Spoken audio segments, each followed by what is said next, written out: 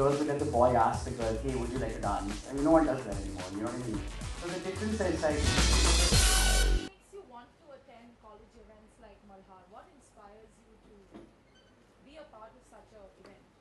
Because when you're in college and you're young, you're still idealistic and not tainted by the rest of the world. So, you know, there's some hope that you can reach out to people who are young and who have been bogged down by life experiences. It's still positive. And to basically share my life experience and tell them that, hey,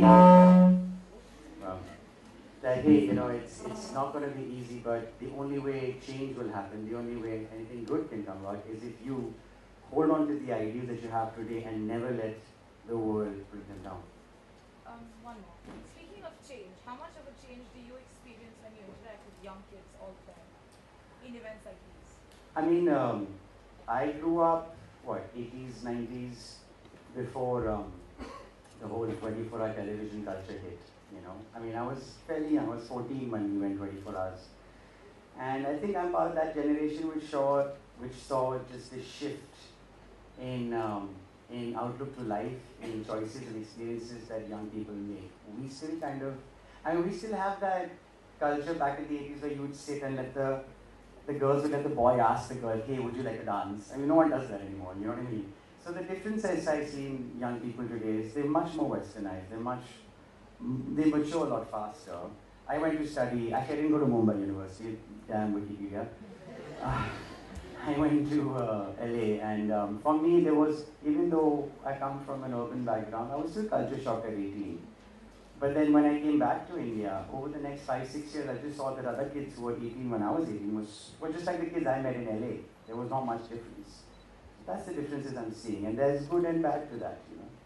Thank you. Well, How enthusiastic were you during your college days? enthusiastic for what? Did you participate in events? Oh, I was, you know what, honestly, I was very enthusiastic with drama and theatre.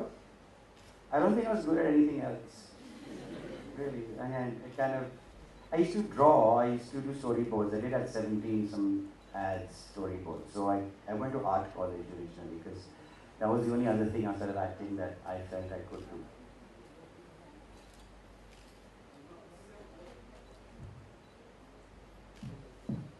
So, what do you think of the lineup, and how do you think public speaking and public forums can help start a dialogue? Oh, it's a great lineup. I mean, congratulations once again. It's really good. You have some amazing speakers there, and you have people from all walks of life, from activists to musicians to politicians, you know. So I think that in itself will be really informative. How does it help, you ask? I mean, interaction. You learn so much through interaction. You learn so much through observing. You know, you can participate, or you can at least participate even by just being a viewer. You don't have to be a speaker. And it is an event like this where it's an excuse to get together. It's an excuse to sort of let your guard down, because most of the year you're going to be studying. You're going to have other responsibilities, and you know, you'll be loyal to your school. Of course, that spirit of loyalty, you know, you will have that when a festival is on. It should be all in a spirit of sportsmanship. And I think there's so many. I mean, your question doesn't have one clear answer. It's all of these and so much more. So, you see the incredible lineup. If you had to attend just one talk of all of these, which one would it be and why? Wow, that's a tough one. Okay, Rahul Ram's a friend of mine, so I'm going to be biased. Just because he's a fabulous human being, he's got lovely energy, and he's a friend.